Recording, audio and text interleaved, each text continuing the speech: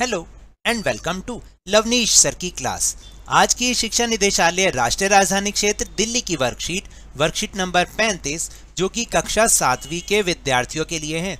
यह ली गई है हिंदी विषय से और आज इसमें हम फिर से एक बार पाठ अपूर्व अनुभव को जारी रख रहे हैं। तो चलिए बिना समय गवाए शुरुआत करते हैं मेरे साथ और समझने की कोशिश करते हैं। प्यारे बच्चों, इस कार्यपत्रक के द्वारा हम अपनी पाठ्य पुस्तक वसंत का पाठ अपूर्व अनुभव के अंश को पढ़ने जा रहे हैं। इस अंश में हम जिनकी बात करने जा रहे हैं ना, वह है तोतो-चान और यासुकी-चान। तोतो-चान एक बहुत ही अच्छी बच्ची है जिसने अपने दोस्त यासुकी-चान को अपने पेड़ पर चढ़ने का निमंत्रण दिया है। दिव्यांग होने के बावजूद भी यासुकी-चान पेड़ पर चढ़ने के अपने सपने को पूरा करना चाहता है। आइए देखें कि तोतो-चान और यासुकी-चान पाठ के इस अंश में क्या करते हैं। मैं यासुकी-चान को अपने पेड़ पर चढ़ने देने वाली हूँ, उसने बताया। जब तोतो-चान स्कूल पहुंची तो रेल पास के उसके गले के आसपास हवा में उड़ रहा था। यानी जब तोतो-चान स्कूल पहुंची तो रेल पास उसके गले के आसपास हवा में उड़ रहा था। यासुकी-चान उसे मैदान में क्यारियों के पास मिला। गर्मियों की छुट्टियों के कारण सब सूना पड़ा था। यासुकी-चान उससे कुल जमा 1 ही वर्ष बड़ा था, पर तोतो-चान को वह अपने से बहुत बड़ा लगता था।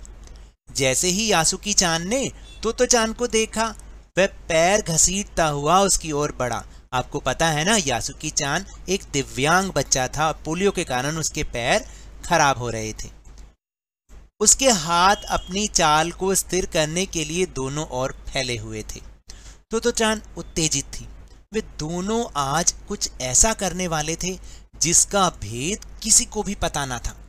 वह उल्लास में ठिठिया कर हंसने लगी। यासुकी-चान भी हंसने लगा।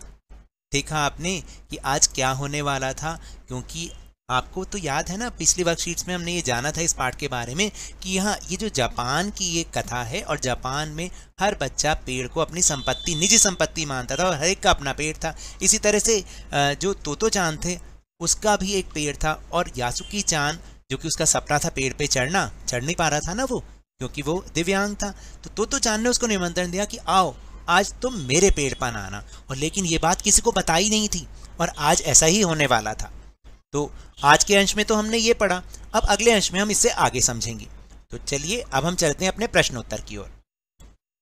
पहला प्रश्न है कि यासुकी-चान को सब सूना क्यों दिखाई दे रहा था? क्यों दिखाई दे रहा था? क्योंकि गर्मियों की छुट्टियां पड़ी हुई थी। फिर तोतो-चान उत्तेजित क्यों थी? क्योंकि तोतो-चान और यासुकी-चान कुछ ऐसा करने वाले थे जिसका भेद किसी को नहीं पता था, इसलिए वह इतना उत्तेजित थी। तीसरा प्रश्न है, यासुकी-चान ने अपनी चाल को स्थिर करने के लिए क्या किया? यासुकी-चान ने अपनी चाल को स्थिर करने के लिए अपने दोनों हाथ दोनों ओर फैला रखे थे। और चौथा प्रश्न है, वह उल्लास में ठिठिया कर हंसने लगी। यहाँ ठिठिया कर हंसने का क्या मतलब है भाई? आप भी तो कई बार हंसते हैं ना ठिठिया के, या हम इसको कई बार ठाके लगा के भी हंसना बोलते हैं। ठिठिया कर हंसने का मतलब है जोर जोर से ठी ठी करके हंसना और ठाका मार के हंसना। समझ गए? चलिए अब हम चल रहे हैं 5वें प्रश्न पर। फिर 5वां प्रश्न है कि रेल किस भाषा का शब्द है? आप अपनी किसी एक रेल यात्रा के अनुभव के बारे में लिखिए।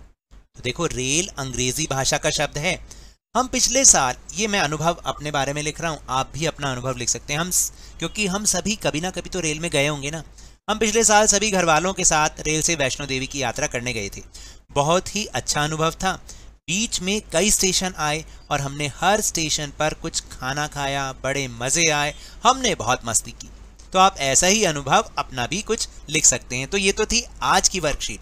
अगर मेरे इस तरह समझाने से अब आपको समझ में आने लगा है ना, तो इस चैनल और वीडियो को लाइक कीजिए, शेयर कीजिए, और अगर आप नए हैं तो सब्सक्राइब भी कर लीजिए। और टेलीग्राम ऐप पर जो हमारा चैनल है ना, लवनीश सर की क्लास, उसको ज्वाइन करना ना भूलें, जिसको ज्वाइन करने का लिंक आपको इसी वीडियो के डिस्क्रिप्शन बॉक्स में मिल जाएगा। और ये भी याद रखना है, घर से बाहर निकलते समय मास्क अवश्य लगाएं और नियमित रूप से अपने हाथों को साबुन और पानी से धोते रहिए। और जब भी आपकी बारी आए, कोरोना का टीकाकरण अवश्य करवाएं, क्योंकि कोरोना को हराना है और जिंदगी को एक बार फिर से सुहाना बनाना है। इसी उम्मीद के साथ बहुत बहुत धन्यवाद।